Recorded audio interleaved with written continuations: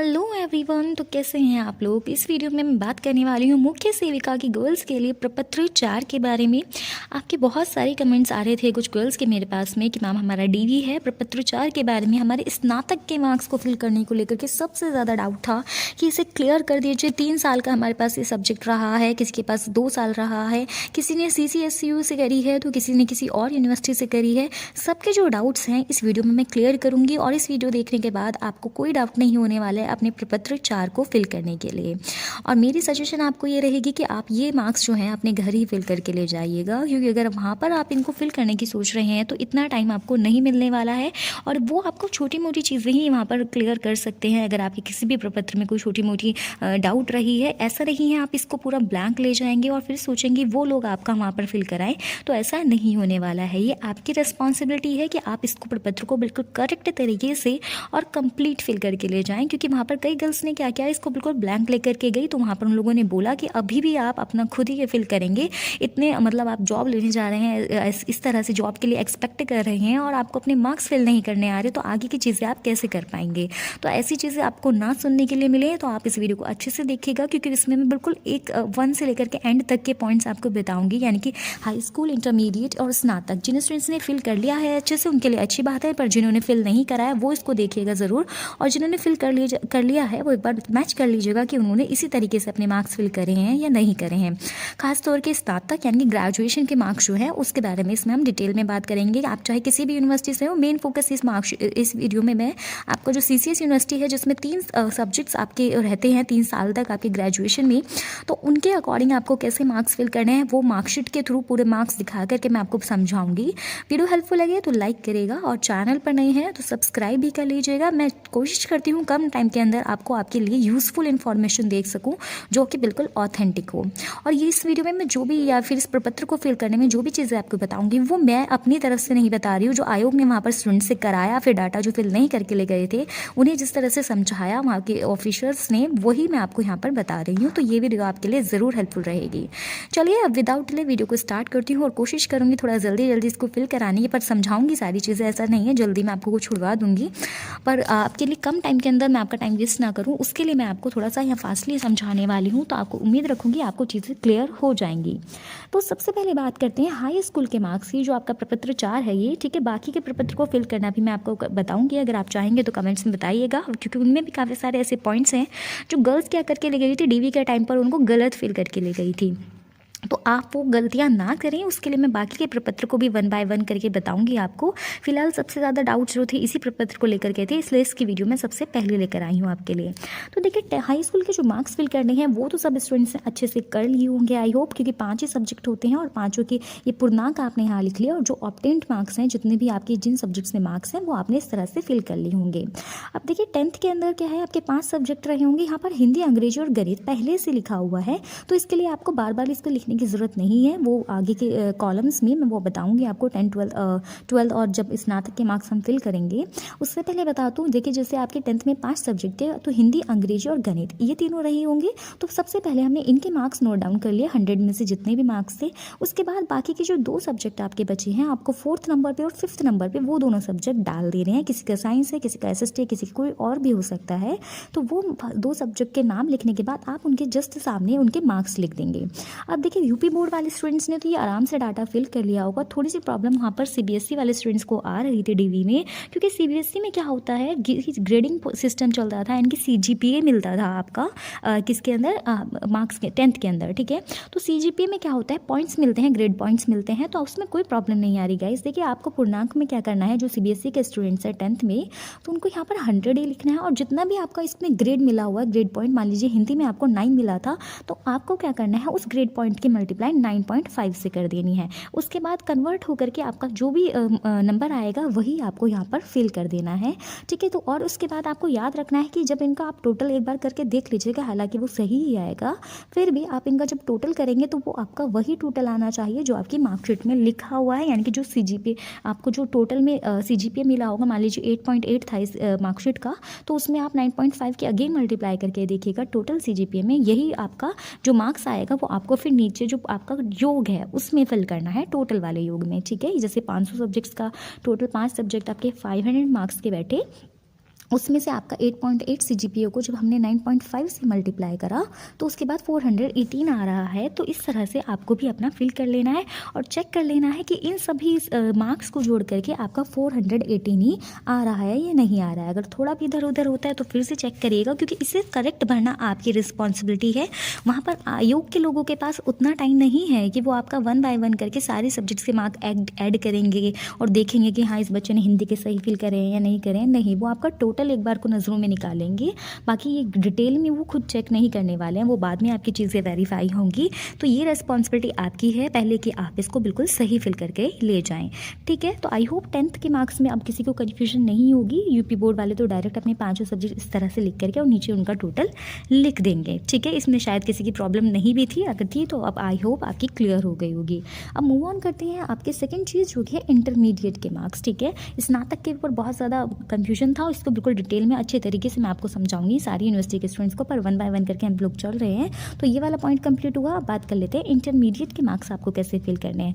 Again यहाँ पर दिक्कत ये है कि CBSE वाले स्टूडेंट्स को थोड़े से डाउट्स रहे वहाँ पर। बाकी जो यूपी बोर्ड के स्टूडेंट्स हैं उन्होंने अपनी ईजिली फिल कर लिए, क्योंकि यूपी बोर्ड में क्या होता है आपके 5 ही सब्जेक्ट रहे होंगे। उन 5 सब्जेक्ट का जो पूर्णांक है वो 100 मार्क्स के आपके रहते हैं और उसमें से जितने भी नंबर आपको मिले होंगे वो आपने यहाँ पर सामने लिख लिए होंगे। ठीक है, अब देखिए जैसे यहाँ पर आपको हाँ और एक चीज़ और, बहुत सारे स्टूडेंट्स क्या कर रहे थे, अंग्रेजी, मान लिया आपका 10th में भी अंग्रेजी था और आपका 12th में भी अंग्रेजी था, तो आप क्या कर रहे हैं अंग्रेजी के सामने या 10th के मार्क्स फिल कर दिए और नीचे फिर से लिख रहे हैं कि अंग्रेजी और फिर उसके सामने अगेन आप 12th के मार्क्स फिल कर रहे हैं। तो गाइस देखिए ऐसा मत करिए कि आपको बार बार लिखने की ज़रूरत है। आप क्या करिए एक ही बार, जैसे यहाँ पर अंग्रेजी दिया हुआ है तो जहाँ आपने 10th के मार्क्स फिल करे थे वहीं पर आप अपने 12th के मार्क्स भी फिल कर दीजिए। मान लीजिए आपके पास 12th में हिंदी था, 10th में भी था और 12th में भी हिंदी था, तो आप क्या करेंगे इसी हिंदी वाले कॉलम के सामने अपने टोटल लिखिएगा और उसके सामने जो भी आपने मार्क्स गेन करोगे वो लिख दीजिएगा। यानी कि आपको ये डबल हिंदी लिखने की ज़रूरत नहीं है जब तक आपका कोई सब्जेक्ट डिफर ना करा हो। ठीक है, अगेन फिर अंग्रेजी अगर आपके पास था तो 10th के जो मार्क्स आपने अंग्रेजी के फिल करे थे और अंग्रेजी के मार्क्स वहीं 12th वाले कॉलम में फिल कर दीजिएगा। उसके बाद अगर गणित रहा था तो गणित के मार्क्स इस तरह से आप फिल कर दीजिएगा। ये मैंने आप लोगों के लिए फिल करा है कि आपको एक तरीके से आइडिया लग जाए कि कैसे आपको मार्क्स फिल करनी है। ठीक है, उसके बाद क्योंकि 12th में विज्ञान जो होता है वो साइंस सब्जेक्ट अगर आपके पास रहा है तो अलग अलग हो जाता है, PCM में, PCB में, तो इस तरह से आपको फिर अपने मार्क्स 12th के लिए लिखने पड़ेंगे। 2 आपके सब्जेक्ट्स यहाँ से अगर आ गए हैं तो बाकी के 3 सब्जेक्ट्स के लिए आप अलग से कॉलम में लिख सकते हैं। जैसे कि PCM अगर आपके पास रहा तो मैथ्स तो यहाँ पर आ गया, बाकी बचा फिजिक्स, तो यहाँ पर आप लिख सकते हैं फिजिक्स। हिंदी इंग्लिश में अगर थोड़ा हिंदी में इसको लिखेंगे तो प्रॉब्लम ये होगी कि भौतिक विज्ञान लिखने में थोड़ा सा बड़ा होगा और कॉलम छोटे हैं, तो उससे कोई इशू नहीं आ रहा था। कुछ स्टूडेंट्स यहाँ हिंदी इंग्लिश दोनों में फिल करा हुआ तो आयोग के लोगों ने उन्हें कुछ नहीं बोला कि आप इंग्लिश में क्यों लिख रहे हैं। अगर आप इसे इंग्लिश में फिल करना चाहते हैं तो भी कर सकते हैं, उससे कोई बड़ा इश्यू नहीं आने वाला है। वरना आप इसी तरह से फिजिक्स, केमिस्ट्री और होम साइंस यहाँ पर लिखिए। जो भी आपका ये आपका एडिशनल सब्जेक्ट रहा होगा, मतलब जो एडिशनल नहीं जो एक्स्ट्रा सब्जेक्ट रहता है वो रहा होगा। हाँ, अब यहाँ पर मुझे ये चीज़ याद आ गई कि क्या प्रॉब्लम आ रही थी CBSE वाले स्टूडेंट्स को 12th के मार्क्स फिल करने में। अब देखिए गाइस 12th में क्या होता है कि जो CBSE वाले स्टूडेंट्स हैं उनके पास ना 6 सब्जेक्ट्स होते हैं, तो वो जो 6 सब्जेक्ट होता है वो आपका एडिशनल सब्जेक्ट होता है। तो कुछ स्टूडेंट ने क्या करा, उसके भी मार्क्स यहाँ पर लिख दिए, मतलब 600 में से उनका टोटल लिख दिया। तो ऐसा नहीं करना है गाइस आपको। और कुछ स्टूडेंट्स ने क्या करा, टॉप 5 ले लिए। देखिए ये मैं CBSE वालों को बता रही हूँ, यूपी बोर्ड में तो ये क्लियर होगी चीज़, आपको 5 ही सब्जेक्ट के मार्क्स फिल करने हैं। लेकिन CBSE में जो 6 सब्जेक्ट रहता है वो आपका एडिशनल माना जाता है, यानी कि सिर्फ वो तब उसके मार्क्स काउंट होते हैं तब आप किसी साइंस से हैं मान लीजिए और किसी आर्ट्स के कोर्स में ग्रेजुएशन में जा रहे हैं तो वहाँ पर आपके टॉप 5 ले लिए जाते हैं। अगर आपके मैथ्स के किसी या फिर आपके साइंस वाले किसी भी सब्जेक्ट में मार्क्स कम रहे हैं तो वो क्राइटेरिया अलग रहता है। फिलहाल आपको इस प्रपत्र में फिल करने के लिए गाइस क्या करना है, आपके जो 3 मेन सब्जेक्ट हैं, जैसे कि मान लीजिए PCB रहा आपके पास, तो इन तीनों के मार्क्स फिल होंगे और प्लस आपके 2 उन सब्जेक्ट्स के मार्क्स फिल होंगे जो एडिशनल नहीं थे, जो आपने सब्जेक्ट वाइज लिए थे। मान लीजिए यहाँ पर जैसे होम साइंस और इन स्टूडेंट्स ने क्या लिया हुआ, फिजिक्स, केमिस्ट्री, होम साइंस और इंग्लिश और मैथ्स रहा है, तो ये 5 सब्जेक्ट इनके बन रहे हैं। तो आपको भी सिर्फ उन 5 सब्जेक्ट के मार्क्स ही फिल करने हैं, आपको एडिशनल सब्जेक्ट्स के मार्क्स फिल नहीं करने हैं। ठीक है, और उन्हीं से आपकी फिर परसेंटेज भी बनी होगी। जब आप जो आपकी परसेंटेज आपकी मार्कशीट पे लिखी हुई है आप उसका टोटल करके देखिएगा इन मार्क्स का, जैसे 500 में से मिले होंगे और इन सब्जेक्ट को जोड़ करके आपका जो टोटल आ रहा है वही आपकी परसेंटेज बना रहा होगा। तो ये भी आपको ध्यान से चेक कर लेना है। ठीक है, तो कहने का सेंस ये था आपको 6 जो एडिशनल सब्जेक्ट है उसके मार्क्स यहाँ पर नहीं लिखने हैं। ठीक है, ये गलत कर दिया था कुछ स्टूडेंट्स ने, फिर उन्होंने दोबारा पेपर वो ले गए थे, ये तो बात ठीक करी कि आपको एक ब्लैंक पेपर, एक एक्स्ट्रा शीट यहाँ पर लेके गए थे, उसके के मार्क्स फिर उन्होंने वहाँ पर फिल कर दिए थे और करेक्ट कर लिया था।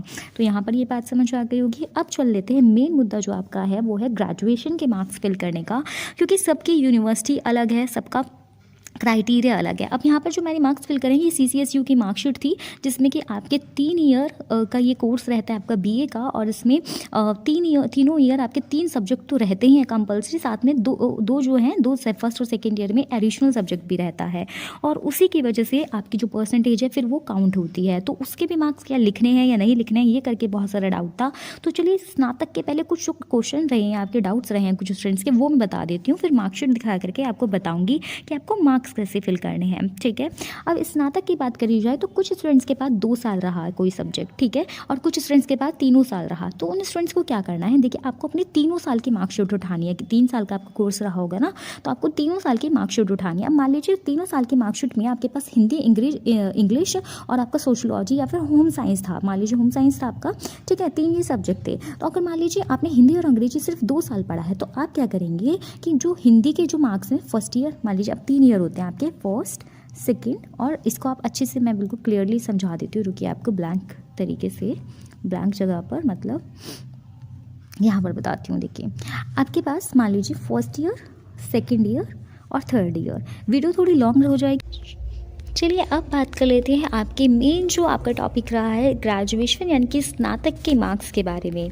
अब यहाँ पर सारी यूनिवर्सिटी के मार्क्स किस तरह से फिल करने हैं वो मैं आपको बता देती हूँ। चलिए एग्जाम्पल से आपको सेट करती हूँ आपके माइंड में कैसे आपको चीज़ें फिल करनी है। आप इसमें बिल्कुल भी मिस्टेक नहीं करेंगे अगर आप इस चीज़ को अच्छे से समझ लेते हैं, जो पॉइंट्स मैं आपके यहाँ पर बताने वाली हूँ। सबसे पहले बात करते हैं 2 ईयर वाले स्टूडेंट्स के लिए, जिनके पास कोई सब्जेक्ट सिर्फ 2 साल रहा है, थर्ड ईयर में उन्होंने वो सब्जेक्ट छोड़ दिया था। अब हुआ क्या होगा, 3 साल की आपकी ग्रेजुएशन हुई है, BA हो या BSc हो, फर्स्ट ईयर, सेकेंड ईयर और थर्ड ईयर, और यहाँ पर सब्जेक्ट भी आपके 3 रहे होंगे, भले ही वो आपने 2 ईयर पढ़े हों या 3 साल पढ़े हों, ठीक है। तो यहाँ पर मान लीजिए पहला सब्जेक्ट आपका हिंदी था, दूसरा सब्जेक्ट आपका सोशियोलॉजी था, और तीसरा सब्जेक्ट आपका इंग्लिश या कोई और भी रह सकता है जो भी आपका था, ठीक है। अब इसमें क्या हुआ, आपने फर्स्ट ईयर और सेकेंड ईयर हिंदी और इंग्लिश तीनों चीज़ें पढ़ी। मान लीजिए यहाँ पर आपको उसमें से 30 मिले, 25 मिले एंड देन 30 मिल गए। उसके बाद आपको इंग्लिश में मिल गए 33, 34 और 30, इस तरह से मिल गए। और सोशियोलॉजी आपने सिर्फ 2 ईयर ली, या फिर यहाँ पर हम कर लेते हैं होम साइंस, ठीक है, आपने 2 साल पढ़ी है सिर्फ, ठीक है। इसमें आपको यहाँ पर 30 मार्क्स मिल गए और यहाँ पर आपको 38 मार्क्स मिल गए, ठीक है। तो गाइज आपको क्या करना है, आपका जो प्रपत्र है आपको सिर्फ उसमें इन तीनों सब्जेक्ट के मार्क्स डालने हैं। और कुछ यूनिवर्सिटीज़ में क्या है, 3 सब्जेक्ट की जगह एक मेन एडिशनल सब्जेक्ट भी होता है, वैकल्पिक विषय होता है। उसमें मान लीजिए आपका कंप्यूटर रहा या कोई और आपने आर्ट का सब्जेक्ट लिया, ठीक है, इस तरह से आपने वो लिया हुआ है, उसका नाम यहाँ पर गिवन होगा। बाकी CCSU में उसे फाउंडेशन कोर्स के नाम से जाना जाता है, जो आपकी चौधरी चरण सिंह यूनिवर्सिटी है। तो उसमें देखिए गाइस क्या करना है, आधे स्टूडेंट्स ने वहाँ क्या करा, सिर्फ मेन सब्जेक्ट्स के मार्क्स फिल करे 3 सब्जेक्ट्स के, बाकी फोर्थ वाला छोड़ दिया। जबकि जो उनकी परसेंटेज बन रही थी वो सिर्फ इन 3 सब्जेक्ट के जोड़ करके नहीं, वो इन फोर्थ सब्जेक्ट के मार्क्स जब ऐड कर रहे थे उससे बन रही थी। तो आपको ऐसा नहीं करना है। सबसे पहले आपको चेक क्या करना है, इतना होगा, ये मैंने आपको एग्जाम्पल दिया है। अब क्या करना है, आप ये पता लगाने के लिए कि आपके 3 सब्जेक्ट के मार्क्स ही आपके जुड़ने हैं या फिर 4 के जुड़ने हैं, ऐसा पता लगाने के लिए आपको क्या करना है कि आपके जो फाइनल ईयर की मार्कशीट है ना गाइस, आप वो उठाइए। अब आपकी फाइनल ईयर की मार्कशीट में आपका टोटल दिया होगा, पूर्णांक दिए जो दिए होंगे कि मान लीजिए 800 में से आपको उस यूनिवर्सिटी के आपके 800 में से मार्क्स मिले, आपको 500 अलॉट हुए हैं, ठीक है। तो आप ये चेक करिए कि ये जो मेरे 800 नंबर हैं वो मेरे हिंदी, सोशलॉजी और जो मैंने थर्ड विषय बोला इंग्लिश, सिर्फ इन तीनों सब्जेक्ट्स के तीनों ईयर के मार्क्स जोड़ करके आ रहे हैं, या फिर मेरे जो एडिशनल सब्जेक्ट मेरा रहा है उसको जोड़ करके ये मार्क्स आ रहे हैं, ठीक है। एडिशनल जो सब्जेक्ट यहाँ पर रहा था उसको जोड़ने से मेरे 800 नंबर का टोटल बैठ रहा है, या सिर्फ इन तीनों के पूर्णांक को जोड़ने से मेरा 800 नंबर का टोटल रह रहा है, ठीक है। अगर सिर्फ इन तीनों सब्जेक्ट्स के जोड़ने से आपका ये 800 आ रहा है तो सिर्फ आप इन 3 सब्जेक्ट्स के मार्क्स ही अपने प्रपत्र में फिल करेंगे। लेकिन इन चारों सब्जेक्ट्स के मार्क्स जोड़ने के बाद आपका पूर्णांक 800 आ रहा है तो फिर आपको इन चारों सब्जेक्ट्स के मार्क्स को प्रपत्र में फिल करना होगा। ये बात आपकी क्लियर हो गई होगी। अब फिल कैसे करना है, मैंने यहाँ पर आपको एग्जाम्पल दिया था, अगेन फिर मैं उसको फिल कर देती हूँ, चलिए, ठीक है। मान लीजिए इस तरह से ये आपको मार्क्स अलॉट हुए हैं, ठीक है। अब आपको क्या करना है, ये वाला सब्जेक्ट यानी कि सोशलॉजी या फिर जो आपका होम साइंस है, ये सिर्फ 2 ईयर आपने पढ़ा और 2 ही ईयर्स के मार्क्स रहे। अब मान लीजिए फर्स्ट ईयर में हिंदी की पहले बात करते हैं। फर्स्ट ईयर में हिंदी का एग्जाम आपका 50 का हुआ, सेकेंड ईयर में 100 का और थर्ड ईयर में अगेन 50 का। ये एग्जाम्पल दे रही हूँ क्योंकि काफ़ी यूनिवर्सिटीज़ में अलग अलग मार्क्स का क्राइटेरिया रहता है फर्स्ट और सेकेंड ईयर में, ठीक है। अगेन आपके ये आपका सेकेंड लास्ट ईयर वाला मान लीजिए सोशलॉजी का ये सेम पैटर्न पे आपका एग्जाम हुआ 50, 100 एंड 50। लेकिन जो इंग्लिश का एग्जाम हुआ वो पहले 100 मार्क्स, फिर 100 मार्क्स और लास्ट ईयर में आपके 50 मार्क्स का हुआ, ठीक है। इस तरह से हुआ। तो अब आपको क्या करना है गाइस, आप जब अपने प्रपत्र में मार्क्स फिल करेंगे, मान लीजिए आपके चारों सब्जेक्ट को लेकर 3 सब्जेक्ट को लेकर के परसेंटेज बन रही है, तो आपने अपने प्रपत्र में लिखा, हिंदी ऊपर लिखा हुआ तो वो लिखने की जरूरत नहीं है। आपने एक्स्ट्रा क्या लिखा, सोशलॉजी या फिर होम साइंस, और उसके बाद अंग्रेजी भी लिखा हुआ था तो अगेन वो लिखने की जरूरत नहीं है। अब मार्क्स कैसे फिल करने हैं, अब क्या करना है आपको, जो आपके फर्स्ट, सेकेंड और थर्ड ईयर जो आपने तीनों साल सब्जेक्ट पढ़ा है ना, आप ये देखिए आपका वो सब्जेक्ट कितने मार्क्स का उसका एग्जाम हुआ है, जो पूर्णांक है वो आपको कितने में से मिले हैं, ठीक है। 50, 100 और 50 मार्क्स का हमारा तीनों साल में अलग अलग इस पर एग्जाम हुआ। तो मैं क्या करूँगी, इन सारे तीनों पूर्णांक को ऐड कर लूँगी, और जब मैंने इन्हें ऐड करा मेरा कितना आया 200। यानी कि जो मेरा इंग्लिश का, मेरा हिंदी का जो ये पेपर हुआ है वो टोटल कितने मार्क्स का हुआ है, मैंने 200 मार्क्स का एग्जाम दिया है। ये आपको सेपरेट फिल नहीं करना है। कुछ स्टूडेंट्स ने क्या करा है, अंग्रेजी के फर्स्ट ईयर के अलग मार्क्स लिख दिए, थर्ड ईयर के सेकंड के अलग लिख दिए। ऐसा नहीं करना है आपको। ये जो पूर्णांक है फर्स्ट, सेकंड, थर्ड ईयर के हिंदी के, वो ऐड कर लेना। अब मेरा हिंदी का एग्जाम कितने मार्क्स का हुआ है, हिंदी का मेरा एग्जाम हुआ है टोटल 200 नंबर का, ठीक है। इसमें से मुझे कितने मिले हैं, 20, 30 और 40, यानी कि 70, 80, 90। मुझे 200 में से कितने मार्क्स मिले हैं, 90 मार्क्स मिले हैं, ठीक है। अब मैं बात कर लेती हूँ अपनी सोशलॉजी की, क्योंकि ये सब्जेक्ट मेरे पास 2 साल रहा। तो फर्स्ट ईयर में मेरा 50 मार्क्स का एग्जाम हुआ इसमें, और सेकेंड ईयर में मेरा 100 मार्क्स का हुआ। तो मेरे सोशलॉजी के मार्क्स कितने हो गए पूर्णांक में, 150। और जो मुझे यहाँ पर मार्क्स अलॉट हुए हैं मैं उनको ऐड कर लूँगी। ये मेरा 1 और 3 4 और ये 74। कितने मार्क्स मिले मुझे इसमें, 74 मिले। अगेन मेरा थर्ड सब्जेक्ट रहा इंग्लिश, जिसमें मुझे 100, 150 यानी कि 250 मार्क्स का मेरा ये एग्जाम हुआ, और इसमें से मुझे कितने मिले, 30, 32 एंड 32, और ये बैठा 90, 94 मार्क्स, ठीक है। तो ये बैठा आपका 94 मार्क्स मुझे इसमें मिल गए। अब ठीक है, अब आपको क्लियर हो गया होगा किस तरह से मैंने मार्क्स ऐड करे हैं। मैंने क्या करा, तीनों ईयर के अलग अलग 3 सब्जेक्ट थे, तो तीनों सब्जेक्ट के मैंने पूर्णांक को जोड़ लिया, फर्स्ट, सेकेंड और थर्ड ईयर के, और पूर्णांक और प्राप्तांक को ऐड करने के बाद अब हमें क्या करने हैं, अपने मार्क्स फिल करने हैं प्रपत्र में। तो देखिए यही इसी तरीके से मैंने ये मार्क्स फिल करके आपको दिखाए हैं।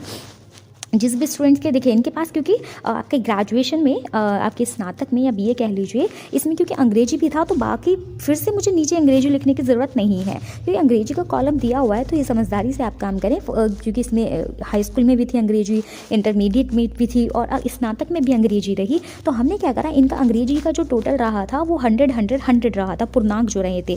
फर्स्ट ईयर में 100 मार्क्स का हुआ, फिर सेकेंड ईयर में भी 100 मार्क्स का पेपर हुआ अंग्रेजी का, और थर्ड ईयर में भी 100 मार्क्स का ही अंग्रेजी का पेपर हुआ। तो सब्जेक्ट के नेम नहीं लिखना है यहाँ पर, सिर्फ इंग्लिश लिखना है आपको। और ये मैंने पूर्णांक जब इन तीनों को जोड़ा तो तीनों ईयर में कितने मार्क्स की अंग्रेजी का पेपर हुआ, 300 नंबर का। और 300 नंबर में से कितने अलर्ट हुए, फर्स्ट ईयर में मान लो 40 हुए, सेकेंड ईयर में फिर इस तरह से कुछ हुए, और फिर थर्ड ईयर में मान लो 50 मार्क्स हुए। तो मैंने इन तीनों ईयर के प्राप्तांक को जोड़ा, वो बैठा 170। तो उसको हमने इस तरह से फिल कर दिया अंग्रेजी के मार्क्स के सामने। अब इनका ग्रेजुएशन में अगर गणित भी रहा तो गणित के पेपर भी तीनों साल इनके पास रहा, और वो 300 उनका पूर्णांक रहा। तीनों ईयर के प्राप्तांक हमने जोड़े और यहाँ इसके सामने लिख दिए। अब जो मेन सब्जेक्ट जो कि आपका रहना चाहिए वो है हमारा समाजशास्त्र यहाँ पर, और समाजशास्त्र के मार्क्स हमने क्या करे, ये देखिए टोटल करा उसका 300 मार्क्स समाजशास्त्र का तीनों ईयर में पेपर हुआ है। उसमें जो ऑब्टेन्ड मार्क्स हैं वो उसके सामने यहाँ पर हमें लिखना पड़ा, क्योंकि ऊपर के विषय में किसी में भी कॉमन नहीं आ रहा था समाजशास्त्र, वो हमने लिखा और इसके सामने इसके मार्क्स लिख दिए। अब जो देखिए यहाँ पर 3 साल के एक साथ अगर आप परसेंटेज, अब देखिए हम यहाँ टोटल देखिए तो 900 बैठा,